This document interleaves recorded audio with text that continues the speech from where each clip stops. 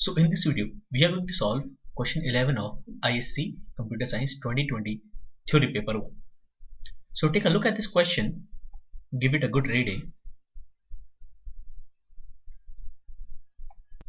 Alright, let's begin now.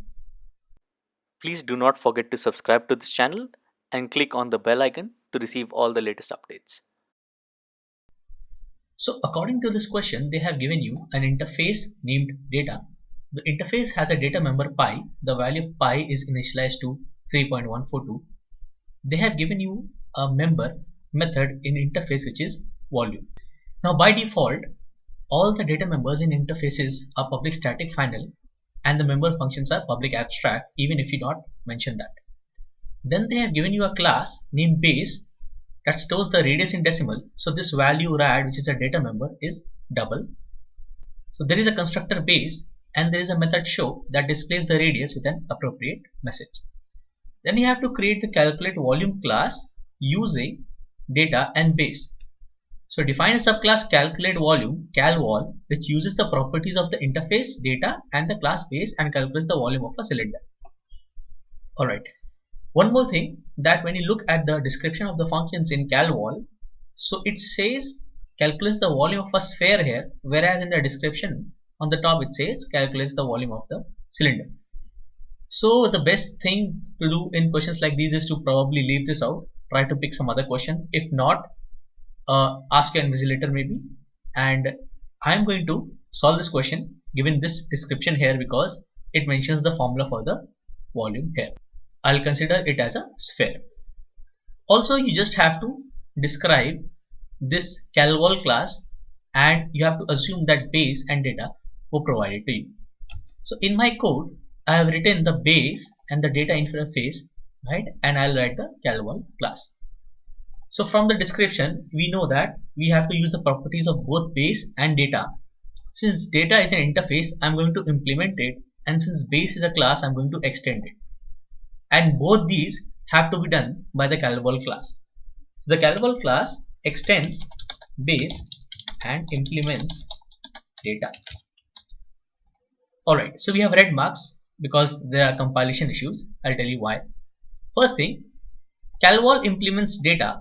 So if your class is implementing an interface, you have to define all the functions of that interface. So we have to define this function volume. Okay, so I'll say public double volume. I'll return 0 so that it avoids compilation error. We'll just finish it in a moment. Also, your calvol class extends base. Since base does not have a default constructor, it has a constructor that takes a double value. So you have to call this parameterized constructor from the constructor of calvol. So public calvol, call the superclass constructor, pass in a double value, which I am setting it to 0 for now. We'll just finish it. So you see, we get rid of all the red marks which came because of extending base and implementing data. Now let's go back at calvol and see what all data members we need to add. So there is ht, which is private double st, which describes the height of the sphere. And we have a method show, public void show. So let's look at the constructor first. Parameterized constructor to initialize the data members of both the classes. So the calvol has st, base has rad, so this needs to take rad and st. It passes the value of rad to this constructor by using the keyword super and sets the ht, which is in its own class. Alright, so our constructor is done. Come to the volume, calculates the volume of a sphere by using the formula pi radius square height.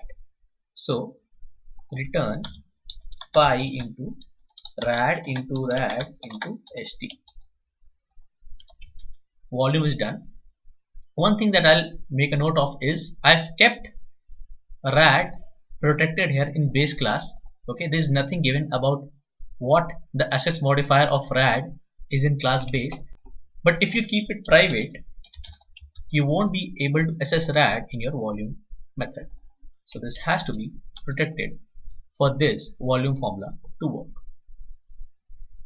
Then we have the method show, which displays the data members of both the classes and volume of the sphere with the appropriate message. Okay, so data members of both the classes, I am assuming base is displaying the data member rad, so I will call the show method of base. Okay, then I'll display the height, which is the data member of this class, and finally I'll display the volume.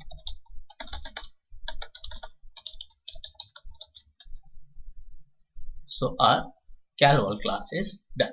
Let's quickly create an object. So calvol cv is equals to new calvol. I'll pass 3 and 4, and I'll just call the method show cv dot show. Let's run this. So you see radius is 3 because the first value that we passed radius, which is 3, which goes here. The second value is height, which is 4, which we passed here, goes here, and it sets to ht, and finally we have the volume. So let me just quickly show you what the base class has. The constructor simply sets the value of its radius, which is the data member, and then there's a show method that displays the radius, right? So this show in your calvol class is overriding. You can see the override base show here. So this is the solution, and I hope this was helpful. So please do like this video and subscribe to my channel for more such videos, and thank you for watching.